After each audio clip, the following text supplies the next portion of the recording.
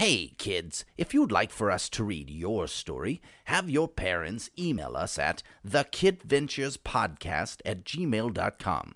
We can't wait to share your imaginative, crazy, and funny stories with all of our kid listeners. Now, let's get this podcast party started.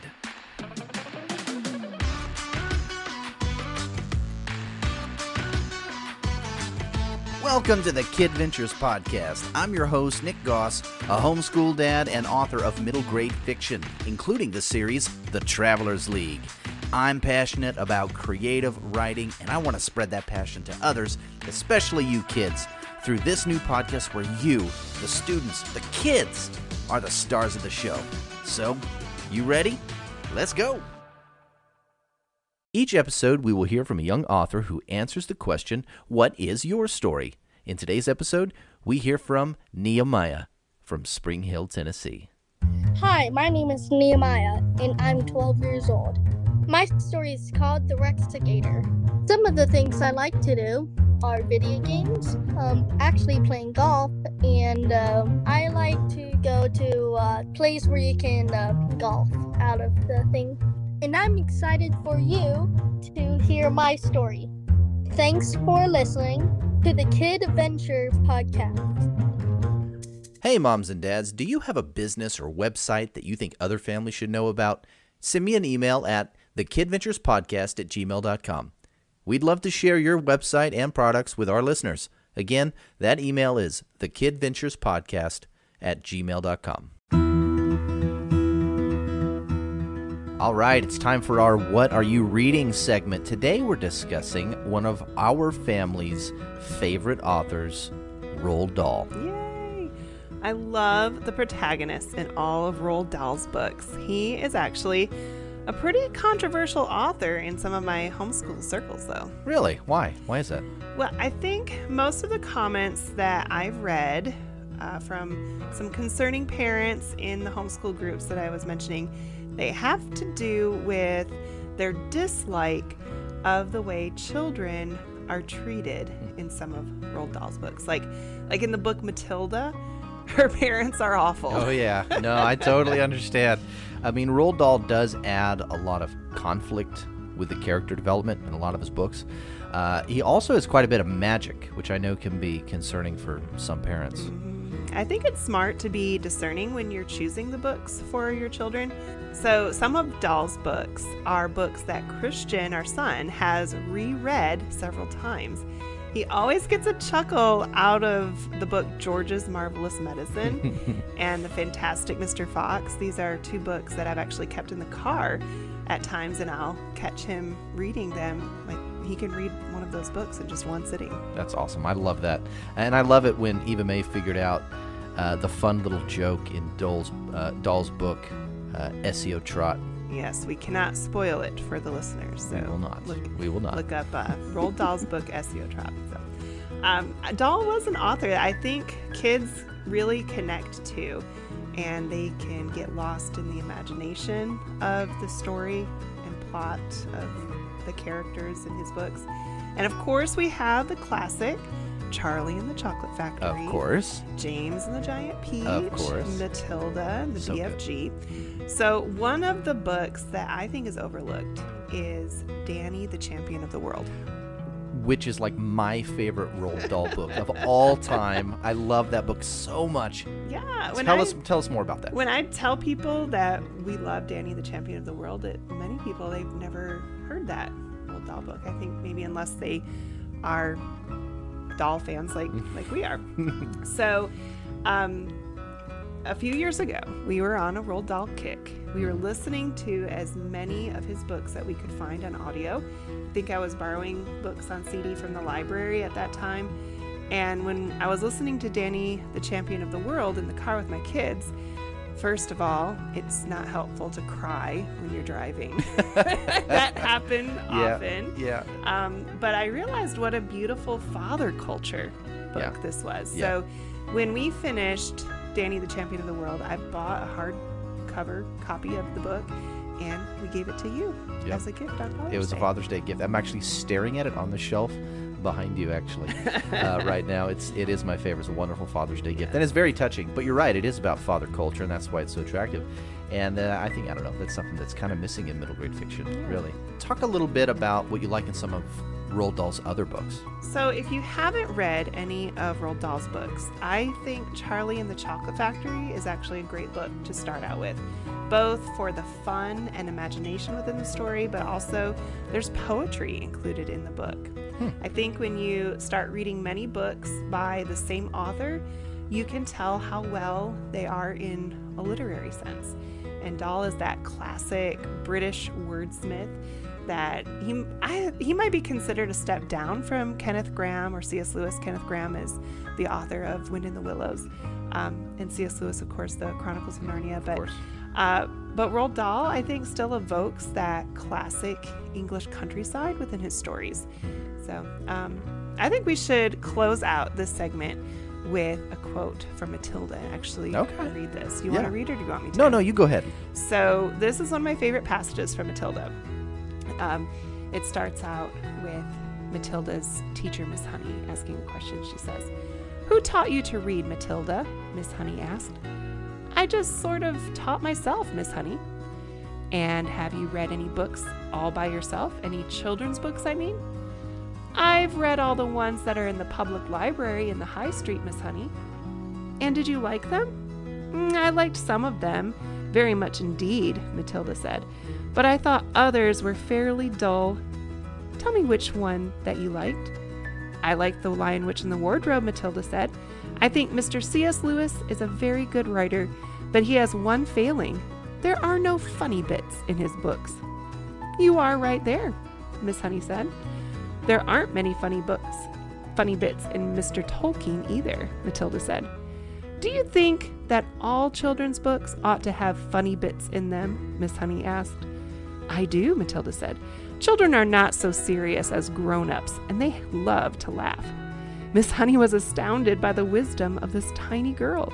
She said, "And what are you going to do now that you have read all the children's books?" "I'm reading other books," Matilda said. "I borrow them from the library. Mrs. Phelps is very kind to me. She helps me to choose them." Miss Honey was leaning far forward over her work table and gazing in wonder at the child. She had completely forgotten now about the rest of the class. "What other books?" she murmured.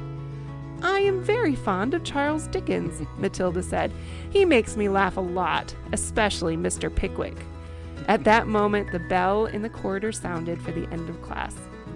So that's the section that I loved, great. Especially because of the funny bits part. So Christian, our son, he said that Matilda would like the Travelers League written by Nick Goss because of the funny bits in those Yes, there are stories. funny bits, for sure. Gotta have that. You gotta have that. I agree with Roald Dahl, absolutely. And Matilda. Well, that is high praise from our son Christian, and I love adding those funny bits to our stories and the stories that I write. And if you like funny bits as well, stay tuned because you will love the featured story from our student author this episode coming up right after this. If you love middle grade fantasy, you should get a copy of The Timepiece, a book by Nick Goss. The Timepiece is a true middle grade fantasy. It's a fun, clean, mysterious, easy read, fit for ages 8 to 12. But its unique storyline and thrilling twists will hook readers of all ages. If your 8 to 12-year-old is a fan of Spiderwick, Harry Potter, the BFG, they are sure to enjoy this magical, humorous tale. Go to Amazon right now and get a copy of The Timepiece for just 99 cents. The Timepiece, Book 1 of the Travelers League series by Nick Goss. You can find links and details in the show notes. Now it's time for our featured story. KIDVENTURES podcast proudly presents The Rexagator by Nehemiah. This story is dramatized and adapted for your listening pleasure by me, the narrator.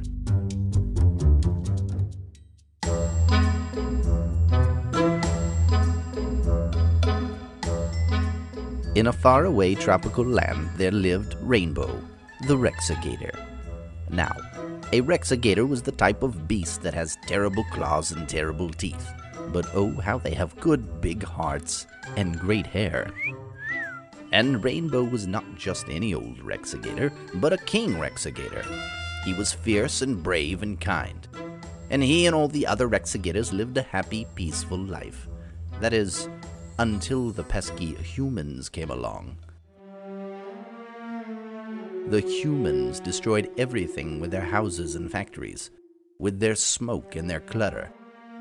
On top of that, the humans were also repulsed by the Rexagators.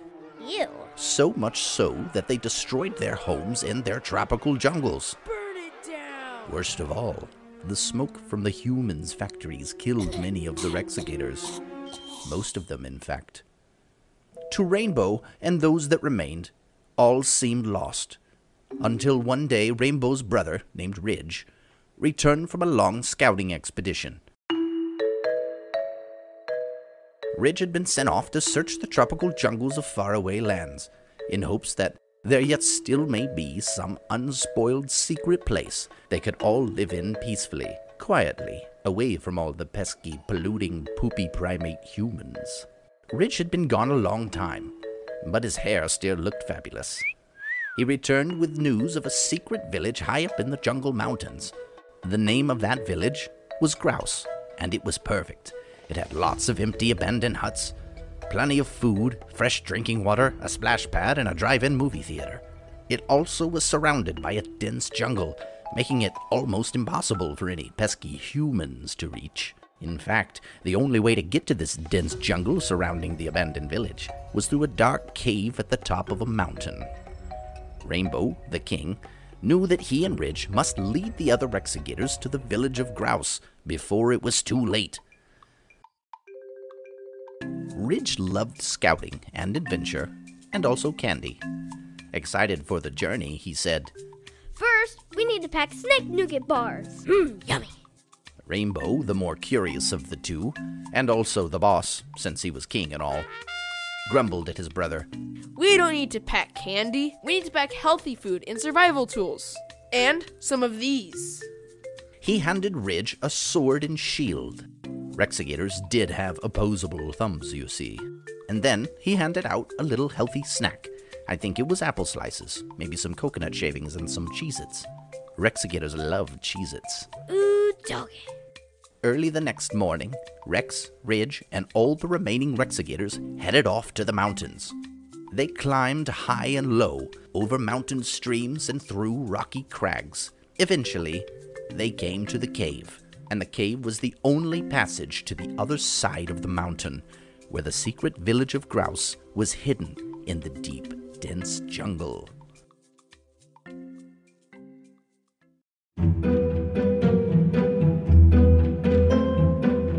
The cave was massive and completely black inside, as caves tend to be. The smell of sulfur filled their nostrils, making the humid jungle air smell like boiled eggs. Rexagators happened to love boiled eggs, so they didn't think anything of it. And the air was steamy and made their fantastically great hair drip with sweat, and that kind of made it quite easy to style. Just as King Rainbow and his brother Ridge led them all toward the stinky cave, there erupted from the darkness a terrible roar.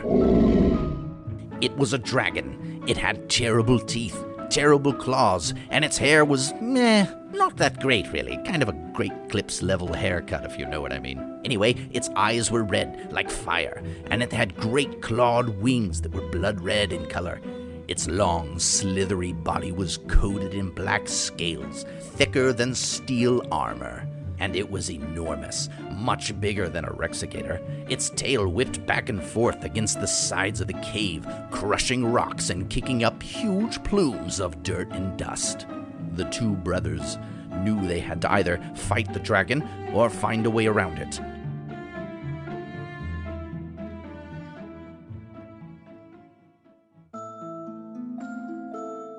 Now, as I mentioned earlier, Rexagators are fierce and brave, but they're not stupid. They waited until nightfall, when the moon was at its highest point, and all the critters of the jungle quieted down and fell asleep. It was then that Rainbow, Ridge, and the others quietly slipped into the cave. They saw the dragon asleep, curled up and muttering to itself as it dreamed. I want the purple popsicle. It sounded like a nice little dream, the kind you don't want disturbed. Like sailing on an ocean of salsa in a ship made of tortilla chips. Or maybe bouncing on trampoline clouds made of cotton candy. The pink cotton candy, not the blue. Blue is garbage. Anyway, they tiptoed around the sleeping dragon and could see the other end of the cave, and through its opening, the entrance to the village of Grouse. But Ridge got a little too excited when he saw the village and accidentally stepped on a twig. The dragon woke up. Startled and furious at the sight of the intruders, it started chasing them. They all ran as fast as they could out of the cave and into the thick jungle and towards the village. But Ridge fell behind, and he did it on purpose, to protect them all as they ran and to make sure they all made it out safely. But when he fell behind, he stumbled, and the dragon ate him in one gulp. Rainbow's heart broke and filled with anger. Tears flooded his big, brown, kingly eyes. His brother was gone.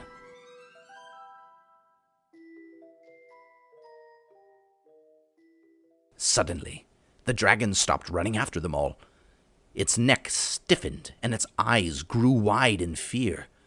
Rainbow saw something shoot out of the dragon's mouth. But it wasn't the flash of dragon fire or the black billow of smoke that smelled like boiled eggs. It was the tip of a sword, the sword he had given to his brother. Ridge cut open the dragon from the inside and hopped out onto the jungle floor. The dragon, now in pretty bad shape and also missing its head, toppled over quite dead. Hey, that rhymed. Would you call that poetic justice? The two brothers were so relieved that they hugged each other, eyes filling with happy tears. The rest of the Rexagators cheered with delight and relief. Rainbow and Ridge then led them through the thick tangle of jungle roots and bushes to the hidden cozy village of Grouse, where they all got a good night's rest after having a great feast. A feast of dragon meat cooked over dragon's fire with a side of boiled eggs, pink cotton candy, and Cheez-Its. In the morning, they all got together and used their great Rexagator strength to pile giant boulders over the mouth of the cave, making it impossible for the humans or dragons to ever bother them again. And they all lived happily ever after. The end.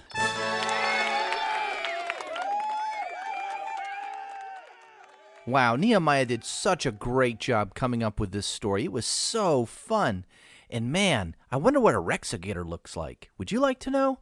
Man, hey, send us a picture. Have your parents email us your picture of what you think a Rexagator looks like. Well, hang on for just a minute, guys, because we're going to sit down with the author himself. Yes, we are going to talk to Nehemiah right after this. Jimmy is a homeschooler.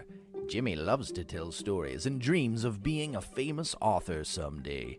But poor Jimmy has no idea how to turn his story ideas into an actual book. Don't worry, Jimmy. Nick Goss has a free 6-video series on YouTube called Writing Tips for Kids. Ask your parents' permission to subscribe to the KIDVENTURES YouTube channel. There you will find the Writing Tips for Kids videos that will show you all the steps you need to take your ideas and craft them into a book. You'll learn everything you need to know about creating characters and story structure, and even how to come up with great story ideas. Writing Tips for Kids on the KIDVENTURES YouTube channel.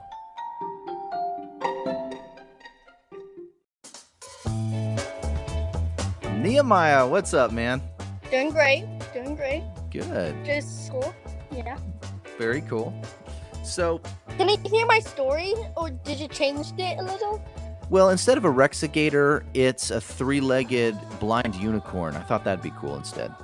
Blind unicorn. No, I'm kidding. I didn't do that. Didn't. Thank you. Oh my gosh. No. Yeah, there's a part where something pops out of the dragon's mouth. Yeah. It's actually the sword that his brother gave him. Yeah. It's kind of like Jesus dying, but rose again. Yeah, it's so cool. And Man, I love your story idea, man. I thought it was really great. I think you did a great job coming up with interesting characters, an interesting world, and just the craziest things happening. And I love the feast at the end. yeah. That's awesome, man. Hey, you did a great job, man. Thank you for the story, and keep writing. Thank you. Great talking with you, buddy. I'll see you later. See ya. All right, bye.